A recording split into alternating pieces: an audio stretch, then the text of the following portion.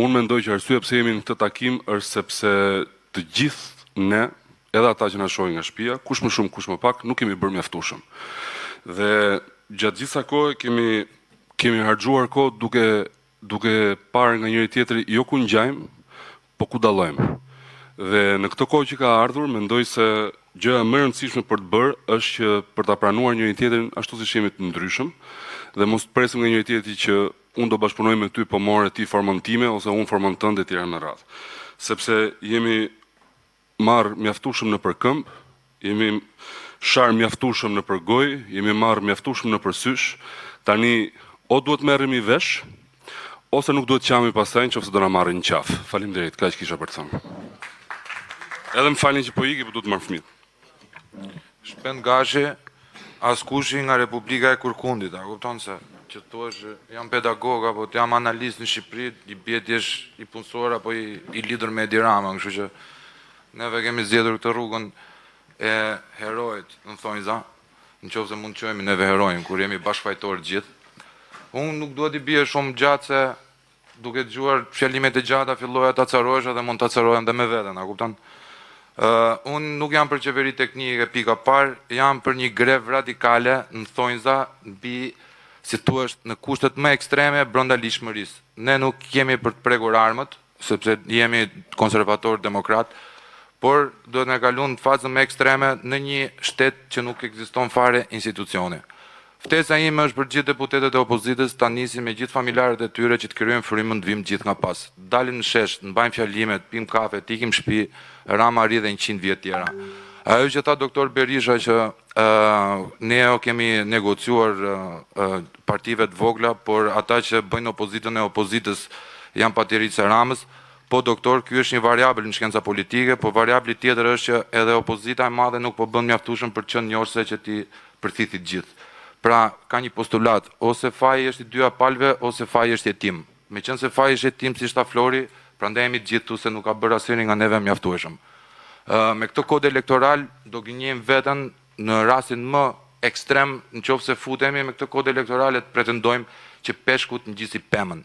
Pra, duhet të ishi pa logjikshëm të vesh me këtë lloj kodi elektorali. Dhe te kodi elektoral po prap kemi faj të gjithë si opozit, kur po fus veten këtu që kam pompuar PR, imagjinoj juve që keni marrë vendime, e kemi dorëzuar vet me atë kod elektoral pushtetin, sepse ky kod elektoral të lën opozit. E treta dhe e fundit për mua se s'dua t'ju lodh, është perceptimi publik. Perceptimi publik duam apo s'duam neve, nëse jeni të huajsuar nga qytetarët, më vjen keq për juve, po perceptimi publik është një pjesë e mirë e opozitës, është e kapur me Edi Ramën. Kemi mundësinë me greva, me gjitha të ngrem frymën, ti tregojmë që nuk jemi dhe po hidhet balt mes nesh. Do thënë, në kohë krizash mendohen dhe duhet bëhen veprime shumë të prera. Pra, Aleksandri, po të kishe menduar që të zgjidhte Nyen Gordiane, nuk do kishe nxjerrë shpatën që ta priste dhe të fitonte të gjithë pasurinë që fitoi. Shumë faleminderit.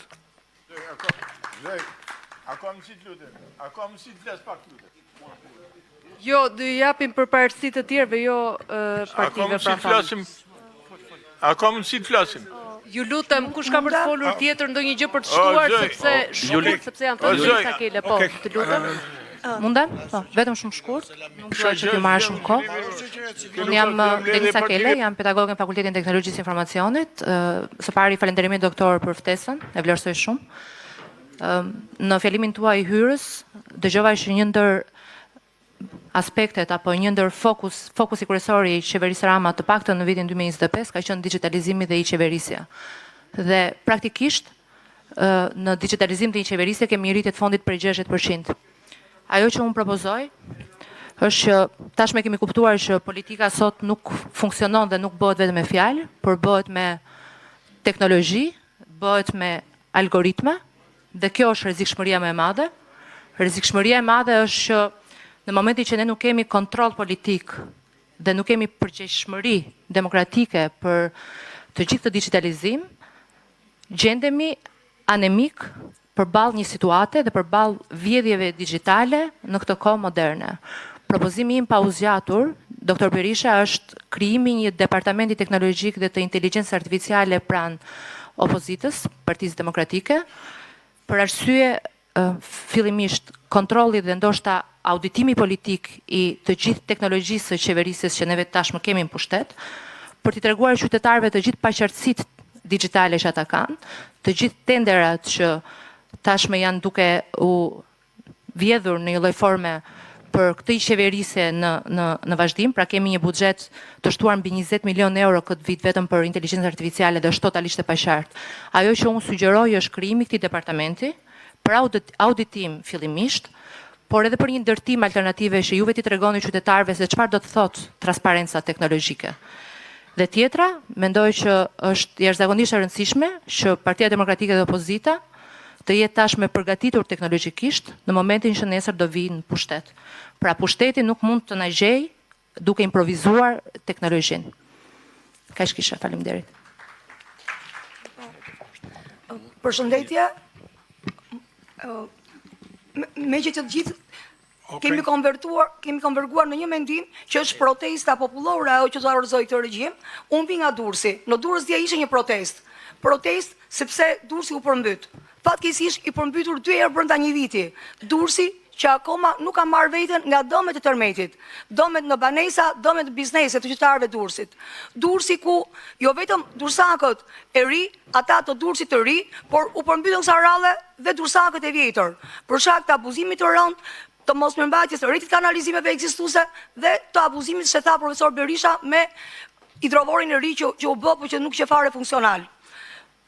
U përmbys i gjithë Durrësi nga ujë, por në fakt në Durrës ka kohë që përmbytja ka filluar me varfërinë ekstreme, me hikjen masive të rinisë dhe përveç Durrësit të ri duhet kërkohet të shkatërrohet dhe Durrësi i vjetër. Durrësi i vjetër kërkohet të shkatërrohet nëpërmjet projektit TIT, një projekt i cili në mënyrë të dhunshme kërkon të shkatërrojë zemrën e Durrësit në interes të mafias së ndërtimit, të marrë zemrën e Durrësit, ta shkatërrojë në emër të rivitalizimit me zona të gjelbëruara.